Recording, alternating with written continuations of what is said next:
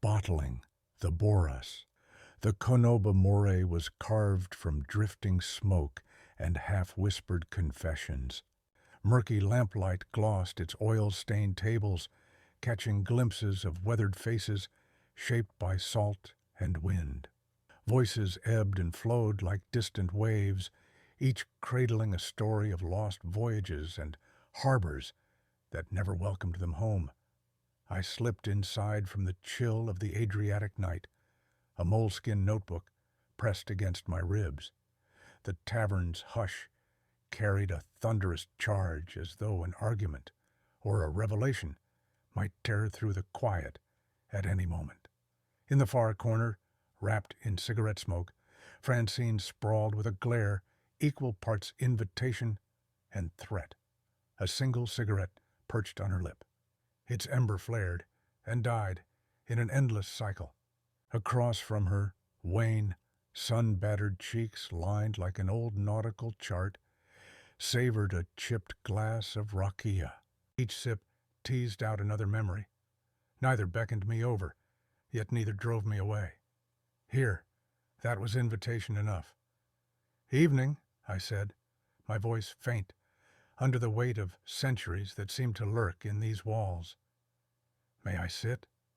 Francine's brow lifted in sardonic amusement. "If you think you can handle it." I lowered myself onto the bench, heart pounding. The Konoba More was rumored to be a crucible for drifters, storytellers, and the broken-hearted. My voice felt borrowed, as if I'd mortgaged it against a debt I wasn't sure I could repay.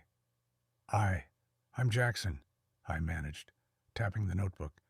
"I write poems, trying to catch the Adriatic's heartbeat in words." Wayne's chuckle was rough as driftwood on fire. "Catch the sea, eh? Like bottling the Boras in a thimble? Better people than you have tried, lad." I squared my shoulders.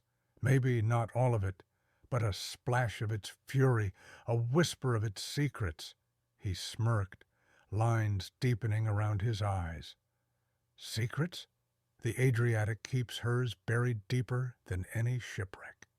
He glanced at Francine, and a silent conversation darted between them. Francine flicked ash into a dented saucer. "Go on, then," she said, tone bored but watchful. "You brought that notebook. It must have something in it." My pulse hammered. I flipped open to a page of midnight scribbles. Sunset claws at chipped stone walls, salty hush where memory calls. Waves unspool in endless grace, Adriatic dreams etched on my face. Francine exhaled a ribbon of smoke. "Pretty," she allowed, though her voice dripped skepticism. "But the Adriatic isn't some souvenir. You'll need teeth behind your rhymes." I swallowed. "I'm not here for postcards. I want real stories, things that taste of brine and keep you awake at night." Wayne's grin caught the lamplight. "Not bad, kid, but don't get your hopes up. The sea's a jealous lover, breaks more hearts than she mends. You want real, huh? Let's see if you can stomach a yarn about fire and silent words. Story time, eh, Francine?" He cut her a look. She met his gaze in their silent duel. A smirk danced on her lips as she rolled her eyes and replied, "Fine then, old salt. Spin a yarn that has already barnacled itself to the walls of this tavern." Wayne chuckled, his voice dropping to a conspiratorial murmur. It was like rocks tumbling down a karst mountain. He leaned in. 10 years back, an old shipyard went up in flames down the coast. Timber, tar, men trapped as though under a pot lid. Most said no one could survive, but one lad did more than survive. He hauled 2 out of that inferno. Quiet as a shadow he was, never spoke since his father drowned at sea. Francine knocked back a swig of rakia and asked, "And this hero's name, Wayne?" Wayne's gaze sparked. They called him Silent Ivo, but that night they say he found his voice, shouted at the flames, force them to die under the weight of his words. The image seized me, pen already skittering across my notebook. If he never speaks, I asked, why did he speak that night? Wayne shrugged. Maybe he had no choice. Sometimes the sea or the flames demand words you didn't know you had. A hush blanketed the Konoba More. In the distance, an accordion's sorrowful wail drifted in from the Riva, the harbor walkway where tourists and locals mingled under neon signs and ancient stone arches. My pen scratched on, capturing the possibility that a single voice could command a tempest or a blaze. Where is he now? I ventured. Francine exhaled a slow smoke ring, eyes flicking over me like I was too naive to know better.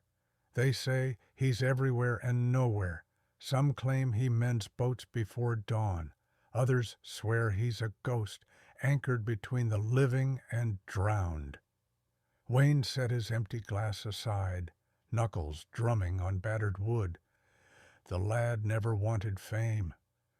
Once you've spoken fire into submission, maybe you have no words left for anything else.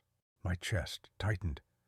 This wasn't a seaside fairy tale, but a living myth scalded into the city's soul. Hidden pockets of old magic in these winding alleys were enough to swallow me whole. Yet I felt the tug, the hush of Ivo's defiance calling me. I'd like to find him, I said, my voice small against the smoke-clogged air. Learn what silence teaches that words can't. Francine's laughter came out as a single, sharp bark. Oh, sweetheart, you better be ready for heartbreak. The sea's a sly mistress. She'll lure you in, then drag you under. Wayne shook his head more kindly than I expected. You chase a silent man. You may only find your own echoes, but if you're foolish enough to try, best of luck to you. Suddenly, a gust rattled the windows, and I caught the tang of brine on the cold wind. The Adriatic breathed out there, waves surging against the stone harbor. Ivo might be mending boats in that labyrinth of tide-worn streets, silent as the ghosts who linger in war-scarred buildings and half-whispered legends. I closed my notebook, reverently tucking it beneath my arm. Thank you, I managed, voice thick with gratitude and awe, not just for the story, but for letting me listen.